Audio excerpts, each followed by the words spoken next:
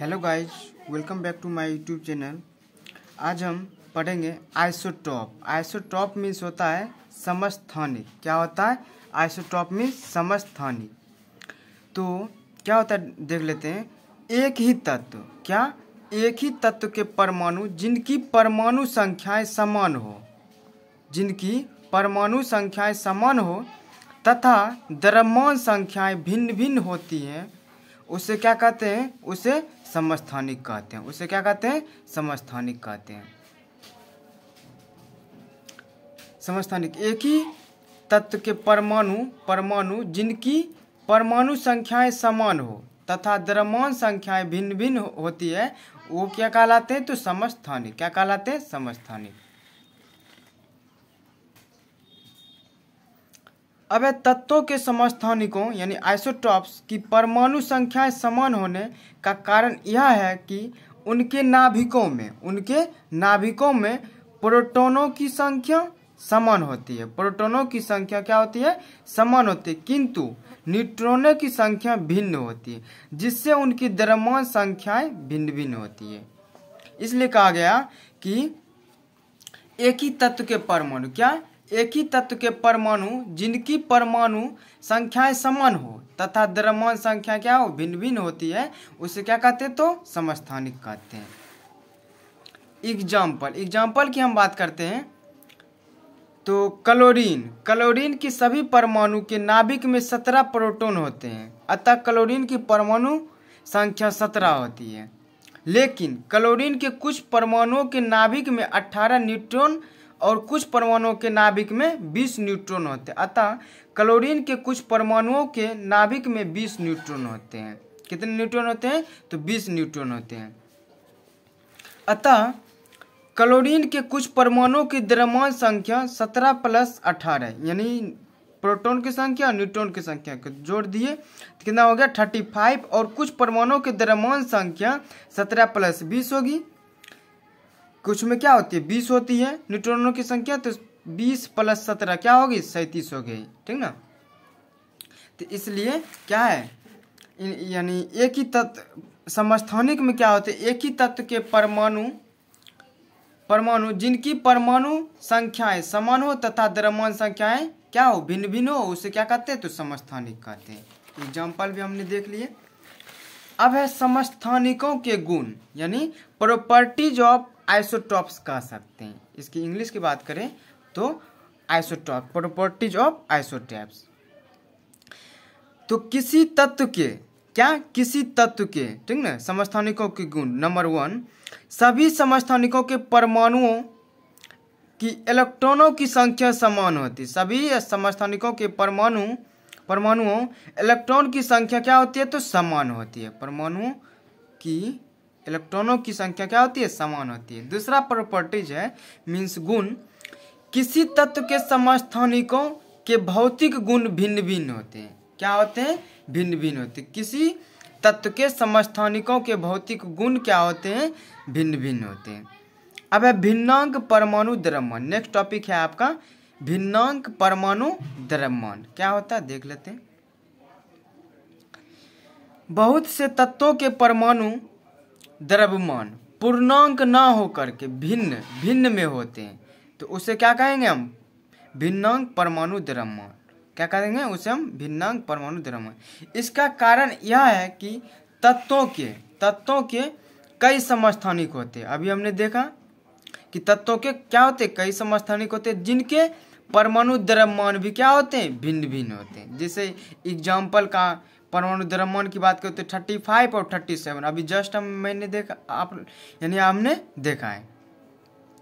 चूंकि किसी तत्व के एक परमाणु का द्रव्यमान उस तत्व में उपस्थित सभी प्राकृतिक रूप से पाए जाने वाले समस्थानिकों के औसत द्रव्यमान के क्या होते हैं? बराबर होते हैं। क्या होते हैं? बराबर होते हैं। अतः बहुत से तत्वों के परमाणु द्रव्यमान पूर्णांक न होकर के क्या होते हैं? तो भिन्नांक होते हैं, यानी भिन्न होते हैं। अब है समस्थानिकों के उपयोग, यूजेज ऑफ आइसोटॉप्स। क्या है? Uses of isotopes. तो समस्थानिकों के यूजेज जो है यानी उपयोग बहुत से हैं। तो पहला यूजेज देखिए, यूरेनियम। क्या? यूरेनियम के एक समस्थानिक यू जिसका सिंबल होता है 235, कितना 235 का उपयोग जो है परमाणु भट्टी में एटॉमिक रिएक्टर ईंधन के रूप में होता है। यूरेनियम जो है, यूरेनियम इसका उपयोग परमाणु भट्टी एटॉमिक रिएक्टर में होता है ईंधन के रूप में। किस रूप में? तो ईंधन के रूप में, फ्यूल के रूप में। दूसरी अगर हम बात करें कैंसर के उपचार में, क्या? कैंसर के उपचार में कोबाल्ट के समस्थानिक CO60 का जो उपयोग है कैंसर के उपयोग में होते हैं। कैंसर के उपयोग में कोबाल्ट के समस्थानिक CO60 का उपयोग होता है। क्या होता है? उपयोग होता है। नंबर 3 है इसका उपयोग घेंघा रोग। आप लोग सुने होंगे इसके बारे में। घेंघा रोग के इलाज में आयोडीन के समस्थानिकों का उपयोग होता है। घेंघा रोग के इलाज में आयोडीन के समस्थानिकों का क्या होते हैं? उपयोग होते हैं। नेक्स्ट है आपका कार्बन के समस्थानिक C14 का उपयोग जो है जीवाश्म यानी फोसिल की उम्र जानने के लिए किया जाता है। अब फोसिल की उम्र, फोसिल जीवाश्म क्या जो बहुत वर्षों तक क्या होते हैं मिट्टी के अंदर जमे होते हैं, तो उसी के उम्र को जानने के लिए किसका उपयोग किया जाता है? तो C14 कार्बन 14 जिसका द्रव्यमान होता है, यानी क्या चीज़ है एक सेकेंड, भिन्नांक परमाणु द्रव्यमान, ठीक ना। इसका उपयोग जो होता है C14 का उपयोग जीवाश्म की उम्र जानने के लिए किया जाता है। अब है आइसोबार्स। क्या है? आइसोबार्स मीन्स संभारिक। क्या है? संभारिक वैसे तत्वों जिनका परमाणु द्रव्यमान समान होता है, जिनका परमाणु द्रव्यमान समान होता है किंतु परमाणु संख्याएं भिन्न हो। परमाणु संख्याएं क्या हो? भिन्न भिन्न हो, उसे हम क्या कहते हैं? आइसोबार्स कहते हैं। आइसोबार्स किसे कहते हैं? तो वैसे तत्व जिनका परमाणु द्रव्यमान, क्या? परमाणु द्रव्यमान समान हो यानी इक्वल हो, किंतु परमाणु संख्याएं क्या हो? भिन्न भिन्न हो, उसे क्या कहते हैं? तो संभारिक कहते हैं। एग्जाम्पल देख लेते हैं। जैसे तत्व है आपका AR, आर्गन। इसकी परमाणु संख्या की बात करें हम तो इसकी होती है परमाणु द्रव्यमान की 40, और के क्या होता है?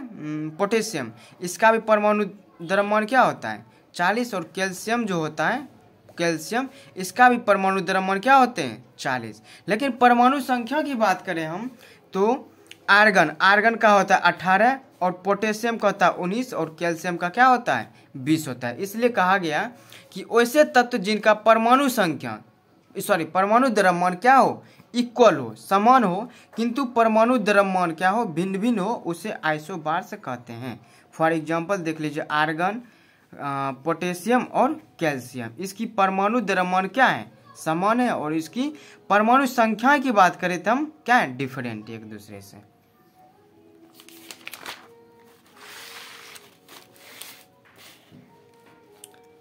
अब है सम न्यूट्रॉनिक। क्या है? सम न्यूट्रॉनिक।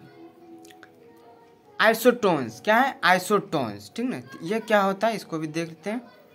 वैसे तत्व जिनमें न्यूट्रॉनों की संख्या समान हो, वैसे तत्व जिनमें न्यूट्रॉनों की संख्या समान होती है किंतु द्रव्यमान संख्या तथा परमाणु संख्या दोनों भिन्न भिन्न होते हैं, उसे क्या कहते हैं? आइसोटोन्स यानी सम न्यूट्रॉनिक कहते हैं।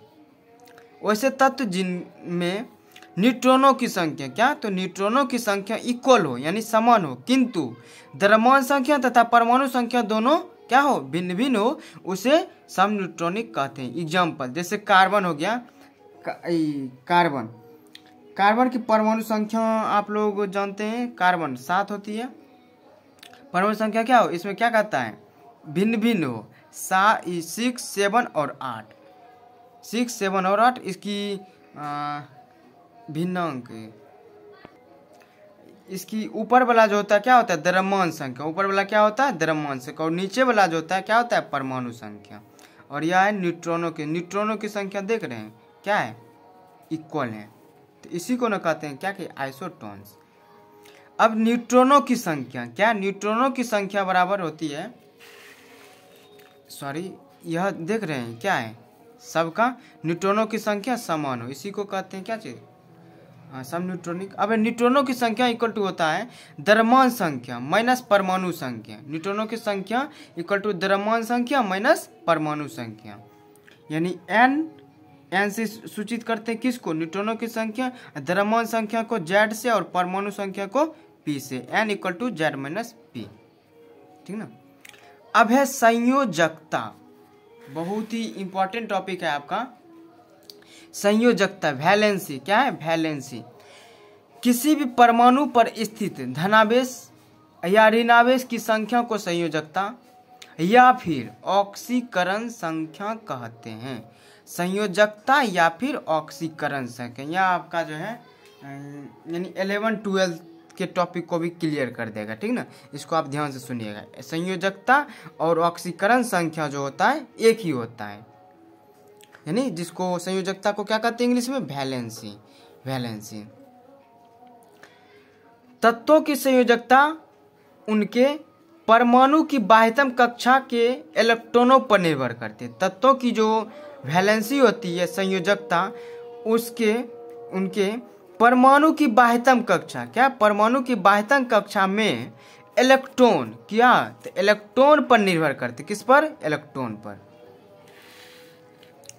अब है अक्रिय गैसों को छोड़कर सभी तत्वों के परमाणु के बाह्यतम कक्षा में एक ठीक ना, एक से लेकर के 7 इलेक्ट्रॉन होते हैं, जिसे हम संयोजी इलेक्ट्रॉन कहते हैं, जिसे हम क्या कहते हैं, संयोजी इलेक्ट्रॉन यानी वैलेंसी इलेक्ट्रॉन कहते हैं। अक्रिय गैसों को छोड़ करके सभी तत्वों के परमाणु के बाह्यतम कक्षा में क्या होते हैं, 1 से लेकर के 7 इलेक्ट्रॉन होते हैं, जिसे हम क्या कहते हैं, संयोजी इलेक्ट्रॉन। यह कॉन्सेप्ट आपका क्लियर हो गया। अब है अक्रिय गैसों के परमाणुओं की बाहरी कक्षा में 8 इलेक्ट्रॉन, अक्रिय गैसों के परमाणु के बाहरी कक्षा में 8 इलेक्ट्रॉन तथा हीलियम के सबसे बाहरी कक्षा में 2 इलेक्ट्रॉन होते हैं। अक्रिय गैस के परमाणु के बाहरी कक्षा में 8, ध्यान रखिएगा 8 इलेक्ट्रॉन तथा हीलियम के सबसे बाहरी कक्षा में सेल में कितने होते हैं, तो 2 इलेक्ट्रॉन होते हैं। अक्रिय गैसें अभिक्रिया में भाग नहीं लेती, जितने भी अक्रिय गैस हैं वह रिएक्शन जो होता है रिएक्शन में भाग नहीं लेती, यानी अभिक्रिया में भाग नहीं लेती है। उनकी संयोजकता शक्ति या फिर संयोजकता शून्य होती है। अक्रिय गैस जो होती है उनकी संयोजकता शक्ति या फिर संयोजन शक्ति या फिर संयोजकता शक्ति जो होती है क्या होती है, शून्य होती है, क्योंकि इनके परमाणु की बाहरी कक्षा में इलेक्ट्रॉन पूर्ण रूप से भरे होते हैं। क्योंकि इनके परमाणु की बाहरी कक्षा में इलेक्ट्रॉन पूर्ण रूप से क्या होते हैं, भरे होते हैं, क्या होते हैं, भरे होते हैं। इनका इलेक्ट्रॉनिक विन्यास जो होता है, अक्रिय गैस जो होता है उसका इलेक्ट्रॉनिक विन्यास क्या होता है, तो परमानेंट होता है। क्या होता है, परमानेंट मीन्स अस्थायी होता है। क्लियर। जिन तत्वों के परमाणुओं के बाहरी कक्षा में 1 से लेकर 7 इलेक्ट्रॉन रहते हैं वे अपने निकट में जो होता है अक्रिय गैस जैसा इलेक्ट्रॉनिक विन्यास निम्नलिखित 3 प्रकार से प्राप्त करते हैं। 3 प्रकार से प्राप्त करते हैं। कितने प्रकार से, तो 3 प्रकार से प्राप्त करते हैं। पहला है कि किसी दूसरे परमाणु को अपना एक या अधिक इलेक्ट्रॉन का त्याग करके, क्या, तो किसी दूसरे परमाणु को अपना एक या अधिक इलेक्ट्रॉन को त्याग करके, दूसरा क्या होगा, लेकर के किसी दूसरे परमाणु से एक या अधिक इलेक्ट्रॉन को प्राप्त करके, क्या, प्राप्त करके। और तीसरा क्या होगा, किसी दूसरे परमाणु के साथ एक या अधिक इलेक्ट्रॉनों का साझा करके, क्या करके, तो साझा करके। अतः किसी तत्व का परमाणु जितने इलेक्ट्रॉनों का त्याग या ग्रहण या साझा करता है उतना ही उस तत्व की संयोजकताएं होती है, यानी वैलेंसी होती है। इसको आप इम्पोर्टेंट मीन्स इम्पोर्टेंट है, याद रखिएगा क्या है। अतः किसी तत्व का तत्व का परमाणु जितने इलेक्ट्रॉनों का त्याग, ग्रहण या फिर साझा, त्याग ग्रहण या फिर साझा करे, ठीक ना, उतना ही ठीक ना, उतना ही उस तत्व की क्या होती है, तो वैलेंसी होती है, संयोजकता होती है। अब है आपका वैसे तत्व के परमाणु जिनकी बाहरी कक्षा, क्या, जिनकी बाहरी कक्षा में 1, 2 या 3 इलेक्ट्रॉन होता है, 3 इलेक्ट्रॉन होता है, तो उसमें इलेक्ट्रॉन ग्रहण करने की अपेक्षा इलेक्ट्रॉन त्यागने की प्रवृत्ति होती है। क्या होती है, तो त्यागने की प्रवृत्ति, प्रवृत्ति मीन्स होता है गुण। क्या होता है, गुण। वैसे तत्व जिनके परमाणु वैसे तत्व के परमाणु जिनकी बाहरी कक्षा में 1, 2 या फिर 3, 1, 2 या 3 इलेक्ट्रॉन होता है, उसमें इलेक्ट्रॉन ग्रहण करने की अपेक्षा इलेक्ट्रॉन जो है त्यागने की प्रवृत्ति है, यानी गुण होती है। जैसे देखिए सोडियम परमाणु क्या है, 11 होता है इसका परमाणु संख्या, इसमें इसका इलेक्ट्रॉनिक विन्यास होता है 2, 8 और 1। अतः सोडियम एक इलेक्ट्रॉन को त्याग कर अक्रिय गैस नियोन का होता है परमाणु संख्या कितना, 10, तो 2, 8 जैसे इलेक्ट्रॉनिक विन्यास प्राप्त करते हैं। यानी 2, 8 लास्ट में क्या है, 1 है, लास्ट में क्या है 2, 8 1 है, 1, 2, 3 अब मैंने आपको बताया था। एक इलेक्ट्रॉन का क्या कर रहा है, सोडियम त्याग कर रहा है, तो क्या किसके जैसा बन जाएगा, तो नियोन के जैसा Na+ बन जाएगा। इसका क्या हो जाएगा, 2। संयोजकता इक्वल टू होता है, संयोजकता बाहरी कक्षा में इलेक्ट्रॉनों की संख्या, संयोजकता बराबर क्या होगा, वैलेंसी इक्वल टू बाहरी कक्षा में इलेक्ट्रॉनों की संख्या। अब है आपका लेकिन वैसे तत्व के परमाणु, अब है नेक्स्ट में, लेकिन वैसे तत्व के परमाणु जिनकी कक्षा में 5, 6 या 7 इलेक्ट्रॉन होते हैं। मैंने तो 1, 2, 3 की बात की थी, अब है यहाँ पर कंडीशन कि जिनकी कक्षा में 5, 6 और 7 इलेक्ट्रॉन होते हुए अस्थायी इलेक्ट्रॉन विन्यास अष्टक प्राप्त करने के लिए इलेक्ट्रॉन त्यागने की अपेक्षा क्या हो करेगी, इलेक्ट्रॉन को ग्रहण करने की प्रवृत्ति ज्यादा रखती है। क्या रखती है, तो प्रवृत्ति इलेक्ट्रॉन को त्यागने की अपेक्षा जो है क्या करेगी, इलेक्ट्रॉन को ग्रहण करने की प्रवृत्ति क्या करती है, ज्यादा रखती है। अब है ऑक्सीजन जिसकी परमाणु संख्या क्या होती है, तो 8 होती है, आप लोग जानते हैं। इसका इलेक्ट्रॉनिक विन्यास की बात करें तो 2 और 6 होती है। क्या होती है, 2 और 6 को इसको अस्थाई प्राप्त करने के लिए 2 इलेक्ट्रॉन की क्या होती है, जरूरत होती है। क्या होती है, जरूरत होती है। अतः ऑक्सीजन की संयोजकताएं जो है O+2E क्या कर रहा है, यानी इसको 2 इलेक्ट्रॉन की आवश्यकता है, तो O पर कितना चार्ज हो जाएगा, -2 हो जाएगा, -2, ठीक ना। क्या हो जाएगा, ऑक्साइड आयन का निर्माण करेगी। क्या होगी, ऑक्साइड आयन का निर्माण करेगी। इस चैप्टर को हम खत्म ही कर देते, ठीक ना।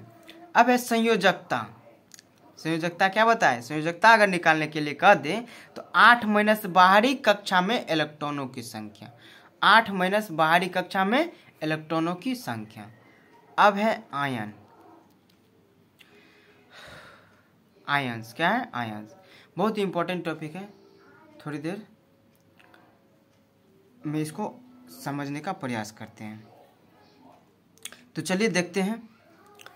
तत्वों के परमाणु विद्युता उदासीन होते हैं, आप लोग जानते हैं। परमाणु क्या होते हैं, उदासीन होते हैं। क्यों होते हैं, आप लोग यह भी जानते हैं, क्योंकि उसमें प्रोटॉन और इलेक्ट्रॉन की संख्या क्या होती है, इक्वल होती है ना, इसलिए क्या होती है, उदासीन होती है। यानी परमाणु जो होते हैं उसमें परमाणु में इलेक्ट्रॉन और प्रोटॉन क्या होते हैं, बराबर होते हैं, इसलिए क्या होते हैं, तो परमाणु उदासीन होते हैं। मैंने आपको ऑलरेडी बताया था, क्योंकि परमाणु प्रोटॉन की संख्या इलेक्ट्रॉन की संख्या बराबर होती है। इसमें लिखा हुआ भी है कि आयन का निर्माण जो होता है, देखिए तत्वों के परमाणु क्या होते हैं, विद्युता उदासीन होते, क्योंकि परमाणु में प्रोटॉन की संख्या इलेक्ट्रॉन की संख्या क्या होती है, तो समान होती है। यानी मीन्स बराबर होते हैं। उदासीन परमाणु यदि इलेक्ट्रॉन का त्याग यानी लॉस, क्या लॉस करता है या इलेक्ट्रॉन को ग्रहण करता है तो परमाणु की उदासीनता नष्ट हो जाती है। उदासीन परमाणु यदि इलेक्ट्रॉन का त्याग या ग्रहण करती है तो इलेक्ट्रॉन ग्रहण करती है तो परमाणु की उदासीनता क्या होती है, नष्ट होती है, डिस्ट्रॉय हो जाती है। जो परमाणु इलेक्ट्रॉन का त्याग करता है उस पर धन आवेश और जो परमाणु इलेक्ट्रॉन का ग्रहण करेगा उस पर क्या होगा, ऋण आवेश आ जाता है, जिसे हम आयन कहते हैं, जिसे हम क्या कहते हैं, आयन्स कहते हैं। तो जिस आयन पर धन आवेश रहता है वह धनायन और जिस पर क्या होता है, ऋण आयन होता है उसे हम ऋणायन, उसे हम ऋणायन, इंग्लिश में धनायन को कैटायन कहते हैं और ऋणायन को एनायन कहते हैं। यह जो आपका चैप्टर है क्या हो गया, इंड हो गया यानी समाप्त हो गया। आशा करते हैं यह वीडियो आप सभी के लिए हेल्पफुल साबित हुआ होगा। नेक्स्ट वीडियो में हम फिर मिलते हैं। जय हिंद दोस्तों।